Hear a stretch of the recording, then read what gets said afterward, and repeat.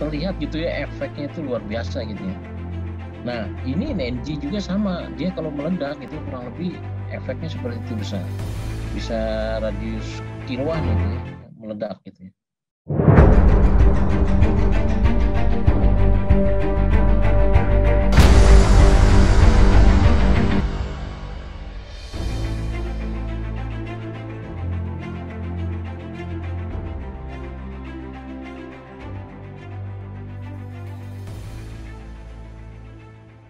Nah, dari cairan ini kemudian dikemas, di package di dalam satu bungkus dinamit ya, kotak itu dinamit ya, cairan itu. Nah, supaya tidak cair kemudian dimasukkan ke dalamnya ini ada serbuk gergaji ya, serbuk gergaji jadi atau material yang bisa menyerap cair gitu.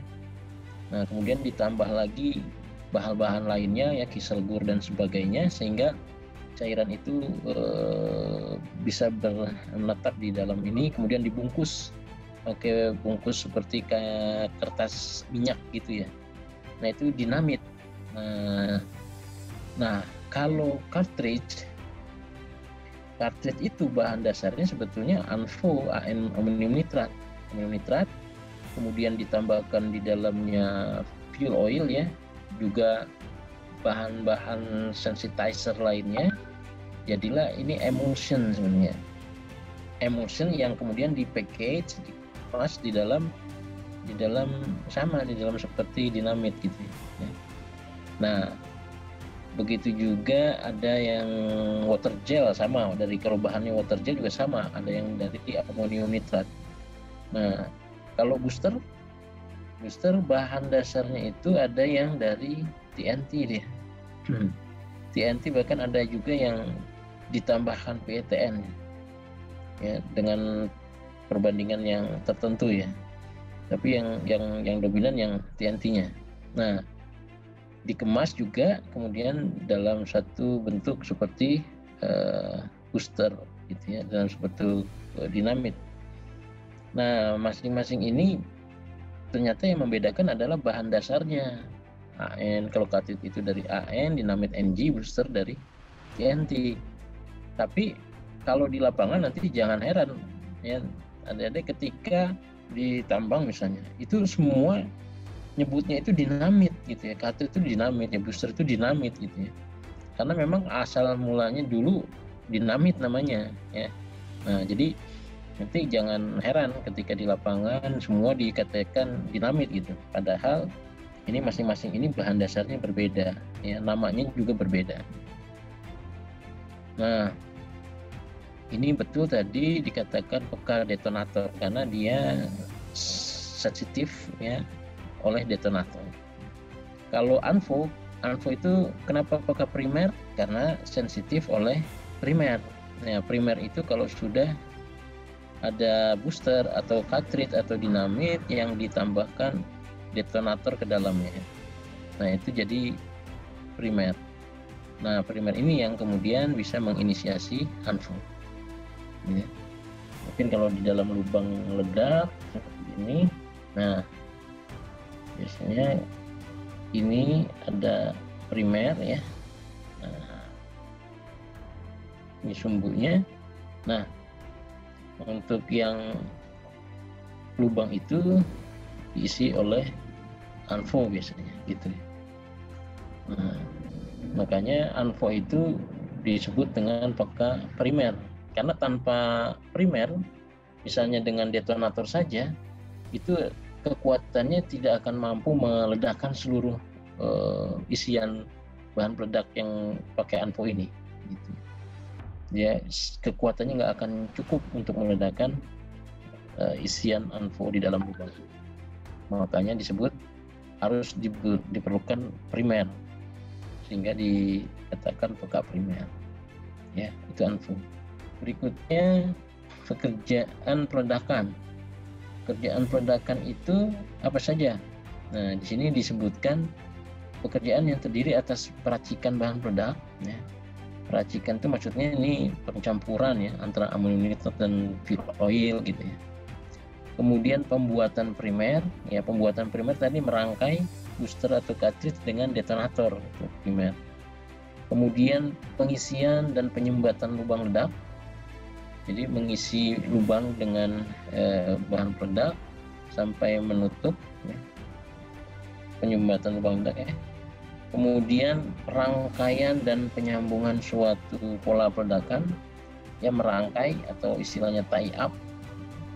Kemudian menyambung sirkuit alat penguji atau mesin peledak, ya, menyambung ke alat penguji atau menyambungkan ke alat picu atau mesin peledak atau ke blasting mesin misalnya. Kemudian juga penetapan daerah bahaya, menyuruh orang menyingkir dan berlindung, ya, pengujian sirkuit peledakan, juga meledakan lubang ledak, ya, kemudian penanganan kegagalan peledakan atau menangani misfire, kemudian mengendalikan akibat peledakan, pengendalian akibat peledakan yang disebabkan karena flyer rock atau lontaran batu, getaran tanah, kebisingan, kemudian ini air blast, tertekannya udara yang mengakibatkan efek ledakan. Nah, ini semua pekerjaan-pekerjaan peledakan. Jadi banyak sekali pekerjaan peledakan itu. Nah, tapi tidak semua orang bisa mengerjakan ini sebelum dia memiliki sertifikat kompetensi atau sertifikat diklat. Ini penggolongan bahan peledak tadi sudah, ya. Contoh-contohnya ini peka deto, ya, ada cartridge, dinamit atau HDP primer, ini booster, ya, Zomek booster. Sumbu ledak juga termasuk adalah peka detonator, dan detonatornya sendiri itu disebut peka detonator. Jadi jangan heran nanti kalau detonator itu ya peka detonator, karena dia bisa meledak oleh detonator lagi. Kemudian contoh bahan peledak peka primer ada ANFO, slurry explosive, kemudian heavy ANFO, ada juga bulk, ya, bulk emulsion, ya, yang sudah ditambahkan geyser ke dalamnya itu, ya. Nah, kalau bahan ramuan tadi amonium nitrat, ansol, amonium solution ini belum dicampur. Nah, emulsion itu juga termasuk bahan ramuan, ya. Ini emulsion ini bahan baku untuk membuat emulsion eksplosif, ya, bahan peledak emulsion, bahan peledak berbasis emulsion, ya. Nah, jadi ini emulsion, ini bahan ramuan. Kemudian ini detonator, ya. Nah, detonator ini alat pemicu awal kalau di sini disebutkan, yang menimbulkan inisiasi dalam bentuk letupan atau ledakan kecil. Jadi kalau tidak ada detonator, pekerjaan peledakan nggak akan bisa dilaksanakan, gitu, ya. Makanya ketika detonator ini penting sekali, ya, ketika misalnya satu detonator itu hilang, gitu, ya, tidak sesuai antara pencatatan di gudang dengan realisasinya, nah itu jangan harap kegiatan peledakan bisa berjalan. Itu pasti polisi itu akan menyelidiki tuh mana hilangnya, gitu. Jadi sebelum diketahui hilangnya kemana, itu nggak akan bisa melakukan peledakan. Nah, jadi begitu penting nih detonator itu. Nah, kalau detonator itu ada yang dibagi, ya, berdasarkan kekuatan ledak. Jadi ada nomornya, nomor 6, 8 bintang. Nah, ini berdasarkan kekuatan ledak, berdasarkan jumlah isian PETN di dalamnya. Nomor 6 itu yang paling sedikit, ya, 0,22 gram PETN. Nah, nomor 8 ini yang biasa digunakan nih untuk peledakan normal. Isiannya 0,45 gram. Ya, untuk membuat primer, ya, menggunakan nomor 8 biasanya. Kalau untuk yang nomor 6 ini biasanya untuk menginisiasi di permukaan, misalnya untuk menginisiasi surface ya, untuk menginisiasi awal sebelum ke dalam lubang gitu ya, di atas di permukaan itu pakai nomor 6 biasanya. Kemudian ada nomor 8 bintang. 8 bintang ini biasanya digunakan untuk dinamit atau booster yang memang besar ya, jumlahnya besar atau kapasitasnya besar, sehingga diperlukan energi yang besar. Nah, maka digunakanlah biasanya nomor 8 bintang. Isiannya kurang lebih 0,8 gram. Nah, ini berdasarkan kekuatan ledaknya. Nanti ada lagi nomor itu berdasarkan delay. Delay itu waktu tunda. Jadi ada elemen delay di dalam detonator ya, sebelum detonator itu meledak. Ya. Nah, ini beberapa contohnya, misalnya ada detonator biasa nih, ada detonator biasa, kemudian ada detonator listrik, ada detonator non elektrik gitu, ada yang elektronik. Nah, masing-masing itu berbeda cara penginisiasian dan isi dari detonator itu sendiri. Kayak misalnya ini detonator biasa atau kita sebut fuse detonator. Nah, ini ada safety fuse atau sumbu api ya, orang bilangnya sumbu api atau sumbu bakar. Nah, jadi kalau ini sumbu apinya itu dibakar, memang dibakar, api merambat di dalam sumbu ini, kemudian rambatannya menginisiasi PETN yang ada di dalam detonator. Nah, itu untuk detonator biasa. Kalau yang nonel ya, nonel itu biasanya ini disebut shock tube.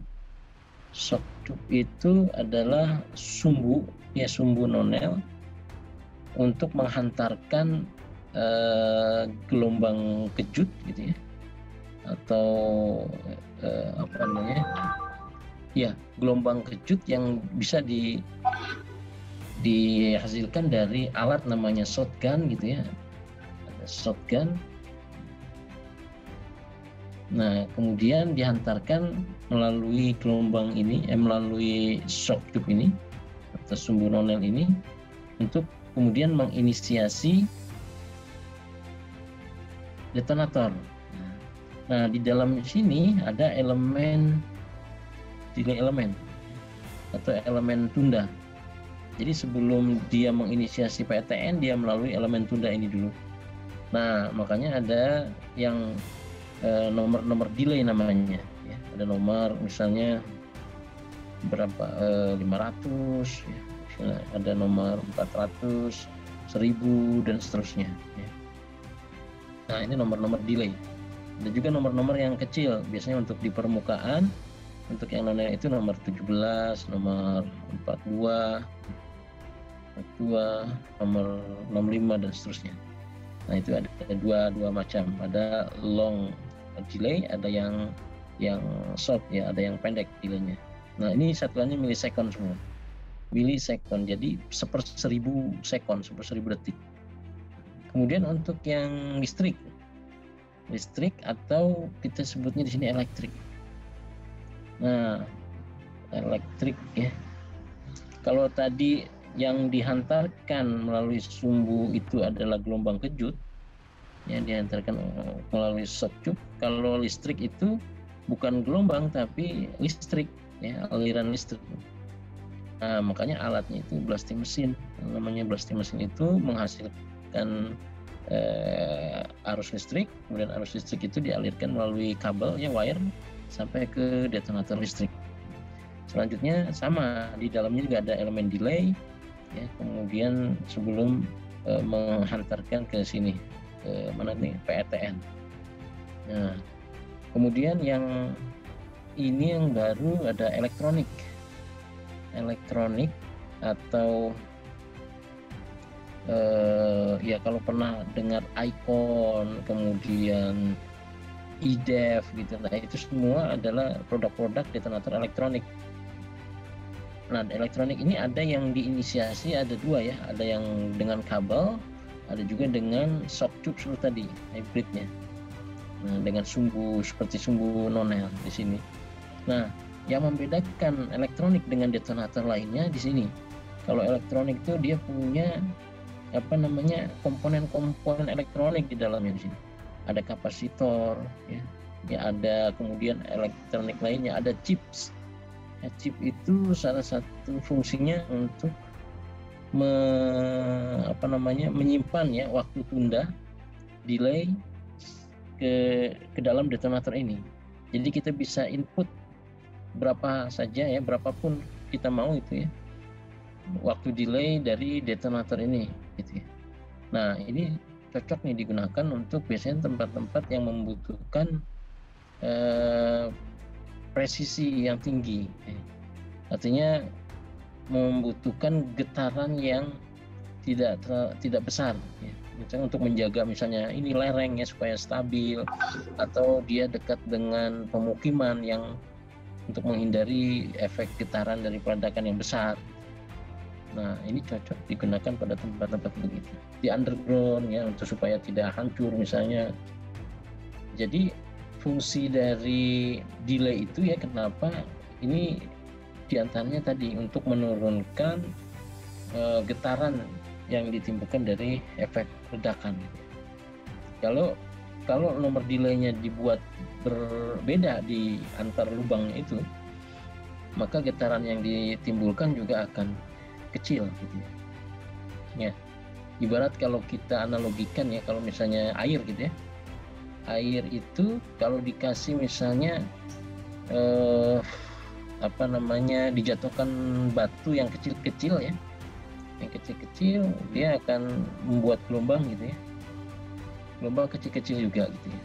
Nah, beda ketika dimasukkan batu yang besar ya. Batu yang besar itu menganalogikan ledakan yang besar tanpa delay, maka mungkin airnya akan gelombangnya besar-besar gitu ya. Nah, ini juga kalau misalnya ada perahu di atasnya akan terasa tidak nyaman gitu ya, terombang-ambing. Tapi kalau misalnya getaran yang kecil ya, nah ini masih nyaman gitu ya. Nah, kira-kira analoginya begitu. Makanya kenapa perlu delay ya, waktu tunda di dalam ledakan ini. Nah, untuk mengurangi getaran yang besar. Kembali ke tadi ya, ke pekerjaan peledakan yang banyak itu. Kalau dulu di Capman 555 ya, sebelum Capman-nya 1827 ada, itu seluruh pekerjaan itu wajib punya KIM namanya, kartu izin meledakan. Kartu izin meledakan. Nah, semenjak 1827 keluar, 1827 peraturan itu, maka pekerjaan peledakan itu dibagi. Ada yang disebut KPP pertama, kartu pekerja peledakan pertama. Nah, ini dipegang oleh orang-orang yang pekerjaannya hanya mengamankan bahan peledak dan menyumbat lubang ledak. Misalnya stemming ya, menutup lubang ledak, stemming. Nah, ini bisa dilakukan oleh orang yang punya KPP pertama. Nah, jadi diklatnya juga ada diklat KPP pertama, nggak usah diklat juru ledak gitu. Nah, kalau pekerjaan orang-orang yang mengerjakan pengangkutan bahan peledak, PKDeto, kemudian pengangkutan detonator, ya, bahan peledak, luka primer, bahan ramuan dari gudang ke lokasi peledakan, juga orang-orang yang melakukan administrasi di gudang handak, juga yang meramu bahan peledak, tadi mencampur anvo misalnya, kemudian mengisi bahan peledak ke dalam lubang, ya, charging istilahnya, merangkai dan menyambung, itu cukup bisa dilakukan oleh orang yang memiliki kartu pekerja peledakan Madya.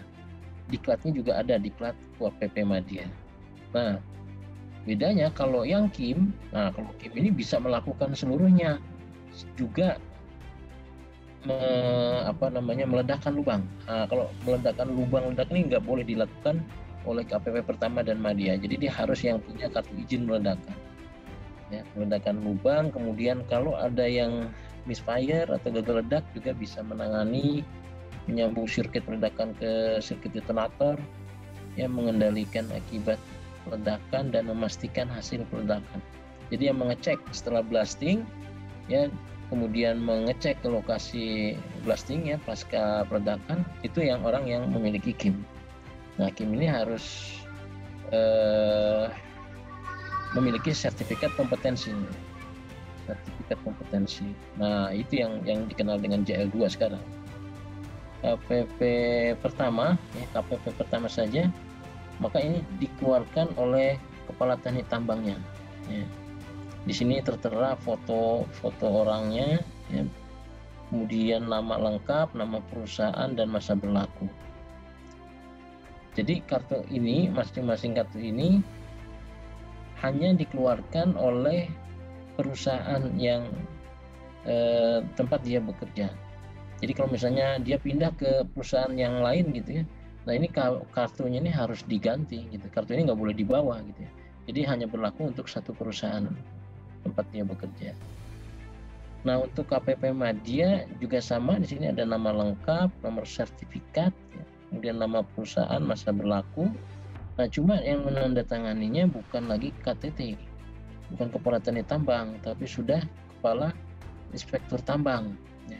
Sama, yang kartu izin meledakan ini juga yang menandatangani kepala inspektur tambang, atau kalau di daerah, ya, izinnya yang dikeluarkan oleh daerah, maka kepala inspektur tambangnya itu bisa ditandatangani oleh kepala dinas pertambangan, ya, atas nama kepala inspektur tambang.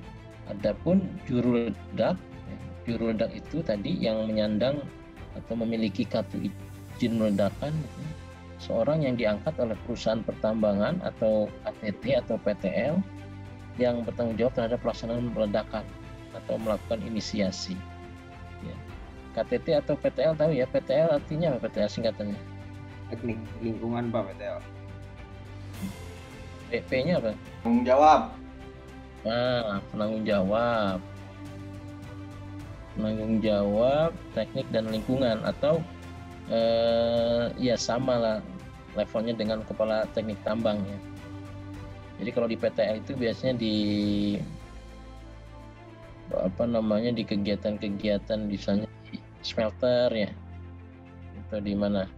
Kalau KTT biasanya untuk di tambang, ya, yang ada pertambangan lengkapnya, ya. Itu jadi juru ledak itu, ya, dia diangkat oleh KTT atau PTL, ya. Kemudian memiliki KIM, kartu izin meledakan.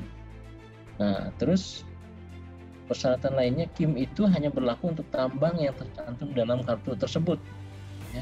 Nama juru ledak didaftarkan dalam buku tambang, ya, jadi cuma berlaku untuk tambang yang tercantum dalam kartunya saja.